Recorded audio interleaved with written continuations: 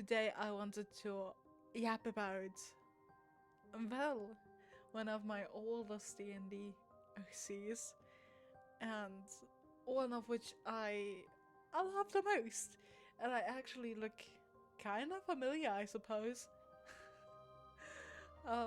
Because he does share the same color scheme. So, how did Val's origin start? Val essentially was originally concepted to be actually in a villain campaign where we were supposed to be prisoners or underlings of an evil Lich King, and we were supposed to hold the kingdom correct and expand the kingdom. It was purely evil. And this campaign, his backstory was that he got separated from his family from a very young age, possibly sold even, and so therefore came to completely trust in the Lich and completely follow it to a T. Of course, him being an elf did not help him at all, but you know what, he tried his best. He really tried his best to be as serving as possible. But then the campaign came to an abrupt halt, and yeah, well, was free again. And eventually I would join another campaign in which Well's backstory did a slight modern.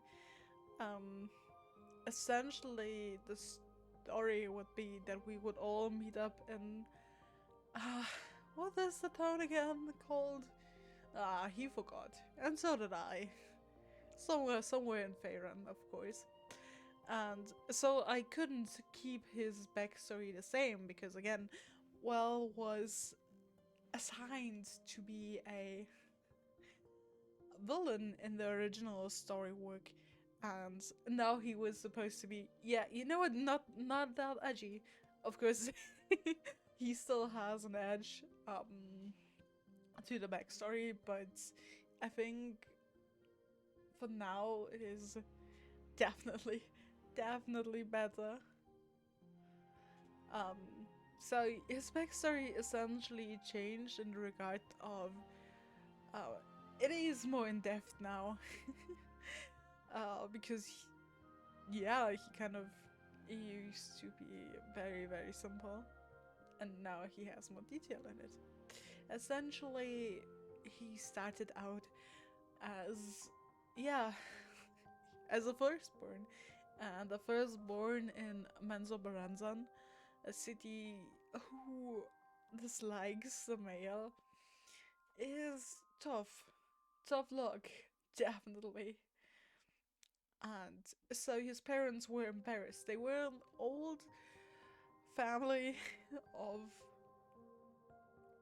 rich drow, so they did not want to be on that shame and had to keep cover. And so they covered Well up to be looking more female, because as he grew up, he would show to look very androgynous. And so for the first, roughly around 50 years, I never specified it, but yeah, he would essentially show to be a a female. He would wear dresses and be like, he would be treated by everyone who wasn't in the know as a female. But his parents, of course, knew, so yeah, it was bound to happen that he would have to take care of himself for a while and would have to take care of his siblings. They started really neglecting him once the first daughter actually came, and of course they couldn't just simply say, oh,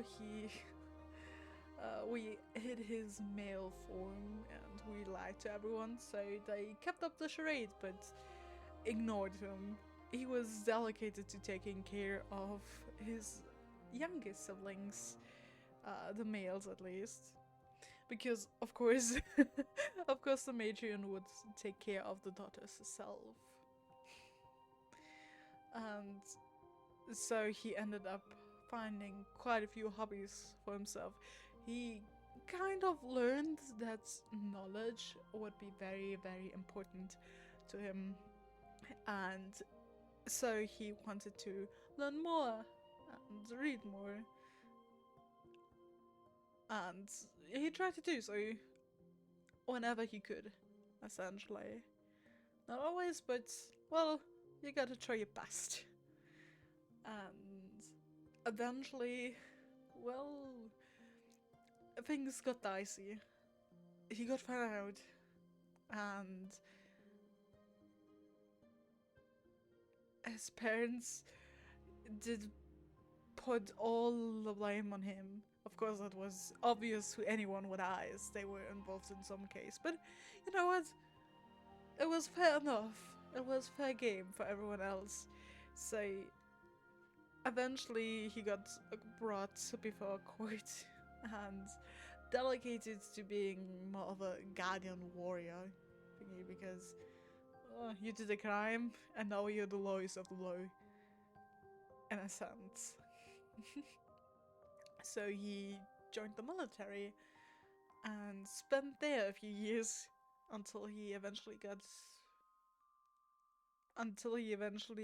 became an adult and thought, okay, I gotta do something with my life. I can't spend it down here. And so he kind of tried looking for ways to escape. And then he came across the Warlock Pact from someone he wasn't quite sure of what to think of, but he didn't care about that. He wanted his freedom, and so he took the pact and he ran with it, trying to fake his death and then escaping to the above ground, where he had been already since drow do a few raids, but yeah, he found he enjoyed all the beauty that was above the Underdark. And so he essentially spent a year there until he met up with a party.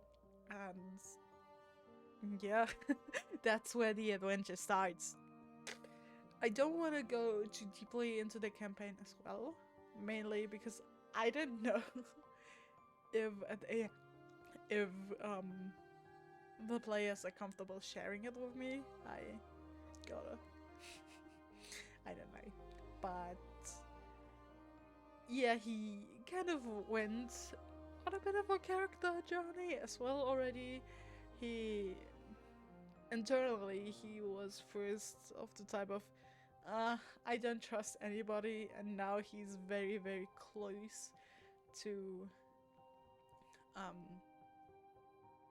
he's very close to the group he is journeying with, and yeah, might have might have even caught one or two feelings. Who knows? Who knows where really where it'll take him. So yeah, he's my cute baby. I adore him very, very much. He is really just a curious guy who knows nothing of the world. His wisdom set is poor. And so he'll believe anything that sounds kind of like that sounds as if it would make sense. For example, there was this one time where he essentially I believed that wooden lions would be an animal that exists, because someone jokingly said, "Oh yes, that must have been a tough hunt," and he believed it. Well, common sense, I suppose, is very, very lacking. But he is a cutie pie. He'll note down everything in his little notebook, and he will try his best to get as much knowledge as he can about the world on top, and who knows what else will be there. He also gets very, very angry if you destroy historical artifacts, because yeah, they bring knowledge. One time, someone decided to touch a or like steal, I suppose, a golden statue, and yeah, accidentally triggered a trap.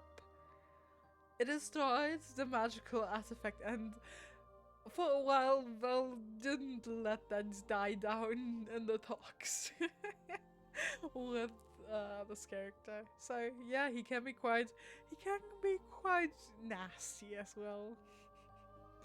Well, of course, not to an annoying amount. He will let go after a while. He might just jokingly just, yeah. Yeah, but that is my favorite baby boy. That is my favorite baby boy, Val.